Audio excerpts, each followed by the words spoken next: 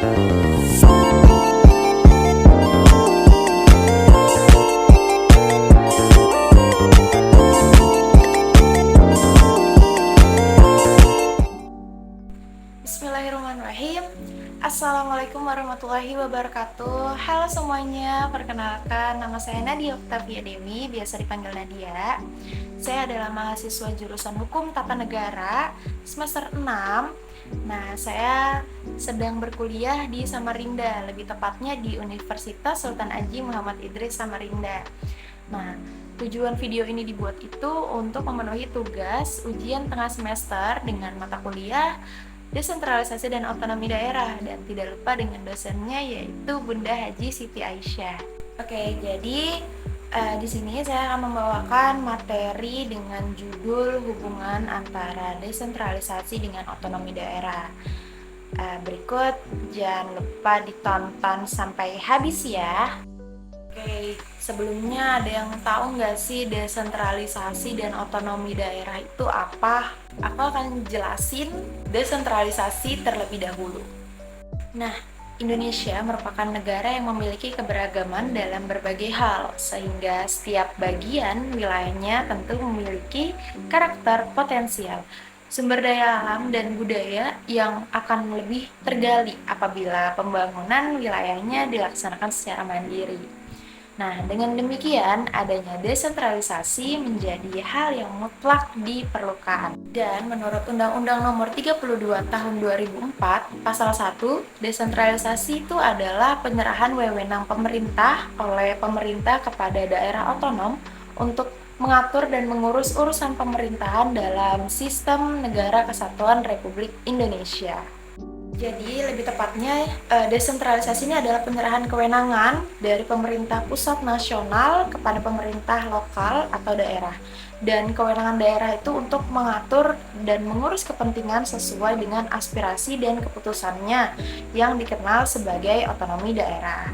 Dan penerapan sistem pengelolaan desentralisasi pada pemerintah dilakukan dengan alasan agar tercapainya efektivitas pemerintah dan demi terlaksananya demokrasi dari lapisan paling bawah sehingga efisien secara keseluruhan dapat tercapai. Nah, jadi desentralisasi di bidang pemerintahan itu menyerahkan kewenangan untuk mengatur dan menyelenggarakan sebagian urusan pemerintahan pusat ke daerah. Nah, hal ini tuh berarti memberi kesempatan kepada aparat daerah termasuk wakil-wakil rakyatnya untuk berpartisipasi dalam perencanaan dan pelaksanaan berbagai kebijakan pembangunan tanpa harus mengakses atau diakses dari pusat. Nah, oleh karena itu, pelimpahan wewenang dari pusat ke daerah bukan hanya soal administrasi dan keuangan, tetapi juga permasalahan politik. Hal ini terjadi agar keputusan-keputusan yang biasa dilakukan oleh pusat dapat dilakukan di daerah juga.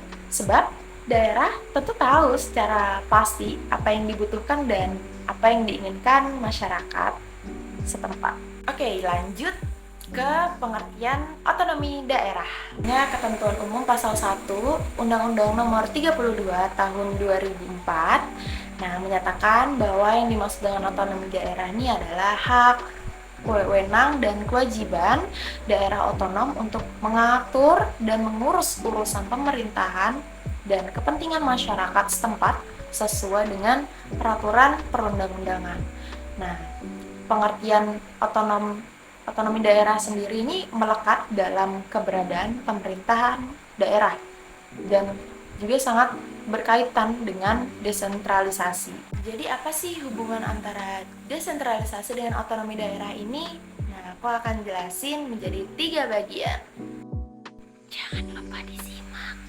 Jadi yang pertama ada pembagian tugas.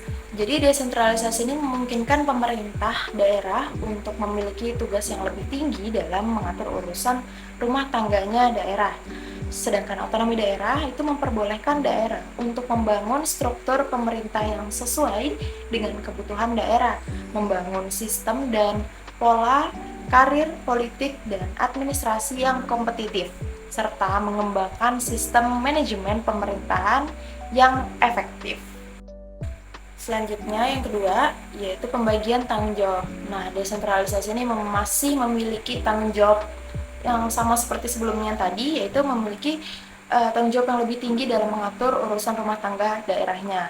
Sedangkan otonomi daerah itu memperbolehkan daerah untuk menjamin lancarnya pelaksanaan kebijakan ekonomi nasional di daerah, serta diluncurkan peluang bagi pemerintah daerah mengembangkan kebijakan regional dan lokal untuk mengoptimalkan pendayagunaan potensi ekonomi di daerahnya. Dan yang ketiga yaitu pembagian transparansi. Nah, desentralisasi ini memungkinkan pemerintah untuk memiliki transparansi yang lebih tinggi dalam mengatur urusan rumah tangga daerahnya.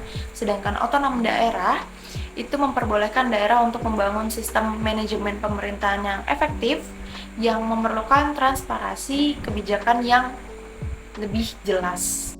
Oke, jadi pada dasarnya hubungan desentralisasi dengan otonomi daerah adalah hubungan yang bertujuan untuk mencapai efisiensi dan efektivitas penyelenggaraan pemerintahan dan pelayanan publik.